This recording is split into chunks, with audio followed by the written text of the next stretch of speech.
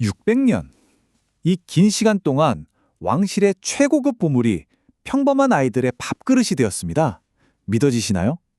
오늘은 바로 이 이야기, 살아남기 위해 자신의 모든 걸 바꾼 공의 류큐7기의 아주 특별한 생존기를 들여다볼까 합니다.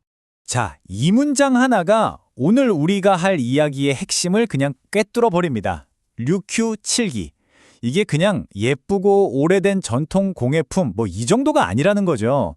이건 말 그대로 시대의 폭풍 속에서 어떻게든 살아남으려고 정말 필사적으로 몸부림쳤던 하나의 산업에 대한 이야기입니다.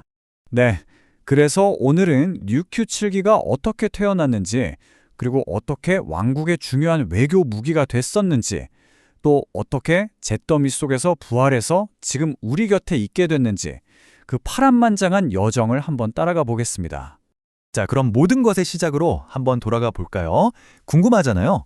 왜 하필 다른 곳도 아니고 바로 여기, 옛 유큐 왕국, 그러니까 지금의 오키나와에서 이렇게 독특하고 아름다운 공예가 탄생할 수 있었을까요?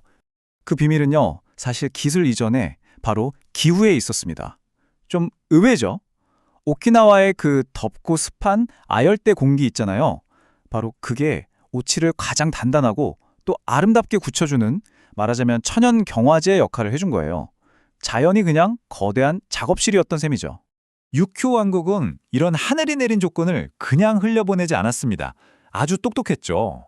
이 7기 공예를 그냥 지역 특산품 수준에 머물게 한 게 아니라 이걸 국가의 힘을 보여주는 아주 중요한 전략적 자산으로 키워낸 겁니다. 그러니까 그냥 장인들한테 알아서 잘 만들어봐. 이게 아니었던 거죠. 왕국은 이 공예의 운명을 우연에 맡기지 않았어요. 카이지리 부교쇼라는 기관을 만들었는데요. 이게 오늘날로 치면 뭐랄까? 7기 산업관리청 같은 거예요. 여기서 원재료 수급부터 디자인, 품질 관리, 심지어 판매까지 모든 걸 국가가 직접 통제하고 관리한 겁니다. 그렇게 국가적인 지원을 받아서 만들어진 결과물이 바로 이런 특징들을 갖게 됩니다. 일단 가볍고 잘 뒤틀리지 않는 데이고라는 나무를 썼고요. 색깔은 보세요. 아주 선명한 붉은색과 짙은 검은색. 이 대비가 정말 강렬하죠. 여기에다가 옷을 여러 겹 쌓아 올려서 입체감을 주는 취킨 기법이라든가 반짝이는 자개를 붙이는 나전, 그리고 금가루로 선을 새겨 넘는 침금 같은 당대 최고의 기술들을 아낌없이 쏟아 부은 겁니다. 그러니까 이게 그냥 예쁜 그릇, 예쁜 상자가 아니었던 거예요. 이 화려한 칠기 하나하나가 사실은 류큐 왕국의 기술력이 이 정도다. 우리가 이만큼의 부를 가졌다. 우리의 권위는 이렇다. 이걸 말없이 보여주는 그야말로 가장 강력하고 우아한 외교 무기였던 셈입니다. 하지만 영원할 것 같았던 이 황금기도 결국 끝이 납니다. 그것도 아주 폭력적으로요. 한 번으로 그치지도 않았습니다. 무려 2번이나 이 산업 전체를 뿌리채 뒤흔드는 재앙이 닥칩니다. 이 타임라인이 그 2번의 붕괴를 보여주는데요. 정말 치명타였죠. 첫 번째는 1879년 왕국 자체가 사라지면서 하루아침에 가장 큰 고객이자 후원자를 잃어버린 거고요. 그리고 두 번째는 1945년 오키나와 전주로 그냥 모든 게 잿더미가 됐습니다. 작업장, 도구, 그리고 무엇보다 그 기술을 가진 장인들까지 전부 사라져버린 거죠.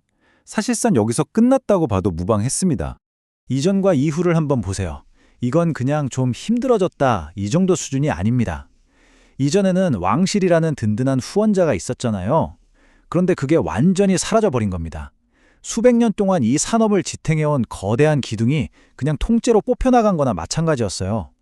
장인들은 하루아침에 일감도 보호막도 모든 걸 잃어버린 거죠. 그런데 정말 놀랍게도 류큐 7기는 여기서 사라지지 않습니다.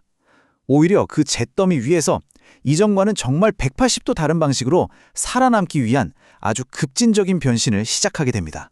전쟁이 끝나고 섬의 상황은 완전히 바뀌었죠. 새로운 손님이 등장합니다.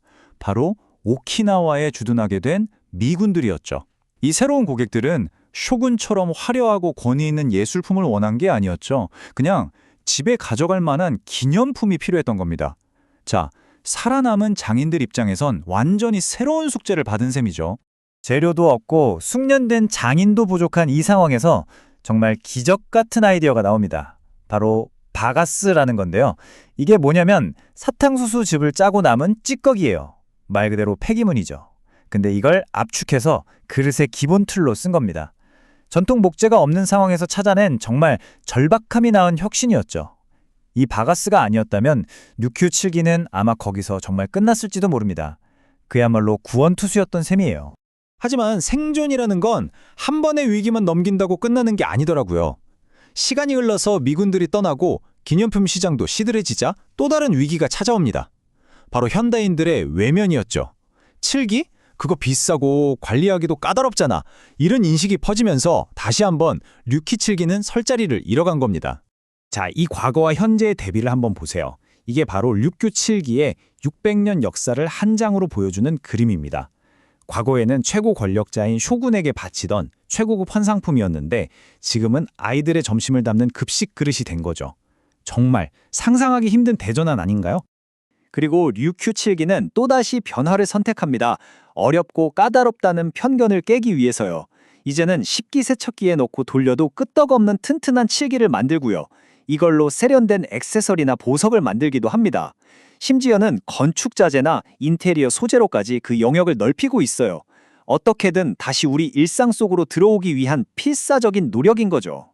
자, 이렇게 600년에 걸친 길고 긴 여정을 따라와 보니 우리는 아주 근본적인 질문 하나와 마주하게 됩니다. 과연 전통을 지킨다는 건 도대체 뭘 의미하는 걸까요? 왕에게 바치던 선물에서 미군을 위한 기념품으로, 그리고 이제는 아이들의 밥그릇으로 이렇게 끊임없이 스스로를 바꾸며 살아남았잖아요. 자, 여러분은 어떻게 생각하세요? 이 류큐 7기는 자신의 정체성을 지켜낸 현명한 생존자일까요? 아니면 그냥 살아남기 위해 본질을 다 버리고 이름만 남은 걸까요? 이 질문을 여러분께 던지면서 오늘 이야기는 여기서 마치겠습니다.